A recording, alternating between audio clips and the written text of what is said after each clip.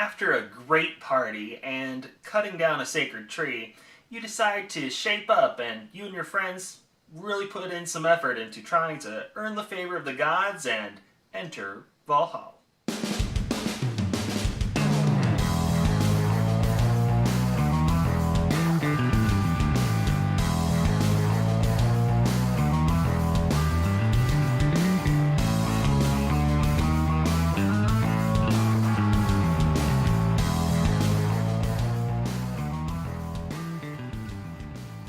Hello, and welcome to Tantrum House Studio Awesome. I'm Katie. And I'm Ryan, and today we're going to talk about Valhal from Tetrahedron Games. It's a game for 2 to 4 players in which you are Viking Jarls trying to plunder towns and build up your own town while earning the favor of the gods in order to enter Valhal.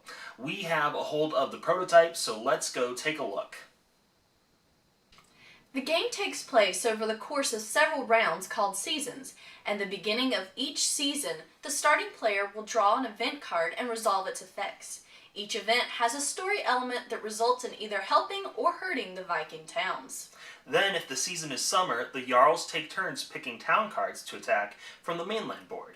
Any town they select is placed next to their settlement, and at least one longbow and one warrior are assigned to attack it. Before attacking, the player will mark the hit points for the enemy town and their frontline warrior. He also adds up the base attack value of all the warriors assigned into the battle and then marks on the battle tableau as well.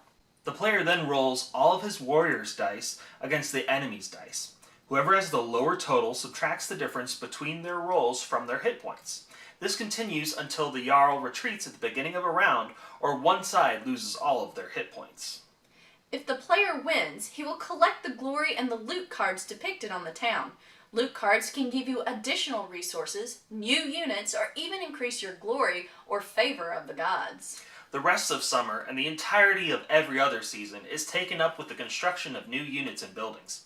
Players can begin building a structure or training a unit by placing the desired card on its corresponding space face down with the highest number on the top. They then place a coin on the card, and at the end of the season, each card that has a coin spent on it will have the coin removed and its progress rotated to show one stage has been completed. Buildings help players in general by upgrading their abilities and units in several ways. One in particular is worth noting. The runestone and its upgrade, the Sacrificial altar, allow players to sacrifice coins to the gods. This will let them draw helpful benevolence cards and force other players to draw Wrath of the God cards, or convert other glory into the favor of the gods. Jarls can only make progress building and training in seasons in which they have food available on the food display. But rich Jarls can spend a coin in place of food. Winter is especially hard because it requires 2 food to be spent. Players will continue through the seasons raiding towns until the first Jarl reaches the last space of the favor of the gods display, enters Valhal, and then wins the game. This had a lot of great Viking flavor to it. I did like that the game gets progressively harder as you play. As you get to certain parts of the Favor of the Gods track, some of the easy towns are removed, and then later all of the easy towns are removed. So it really encourages you to build up your forces and try to keep up with everybody's massive armies. And also it encourages you to join in together with other Jarls. You can combine your forces together to attack a town, and then everybody, they choose how to split up the loot, but everybody gets the same amount of glory from that. So that is one way to keep up with your opponents is, like, maybe you need my help attacking that town over there. Yeah, so this game has a really strong timing mechanic with the buildings taking time and the training of the soldiers taking time to do it. So you have to really be timing that out well. Do you have the resources you need to complete the buildings?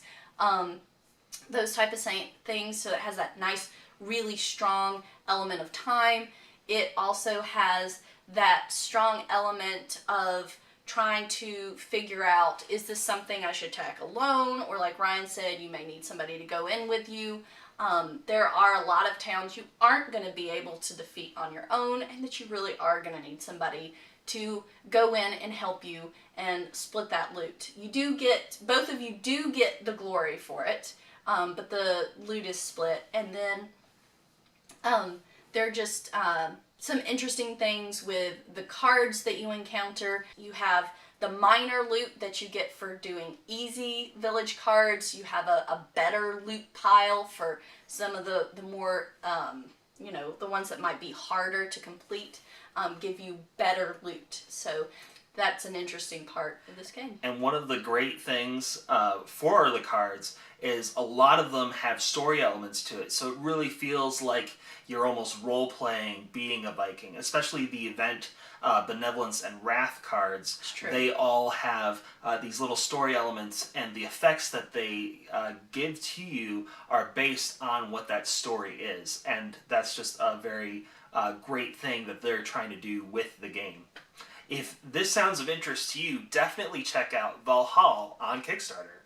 And be sure to stay tuned to our channel for more videos like this one.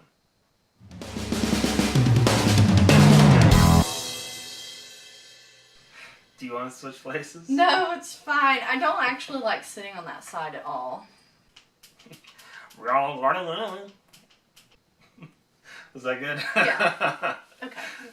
Benevolence. Benevolence. Benevolence. At least we're not saying vacuum fart 100 times. Okay.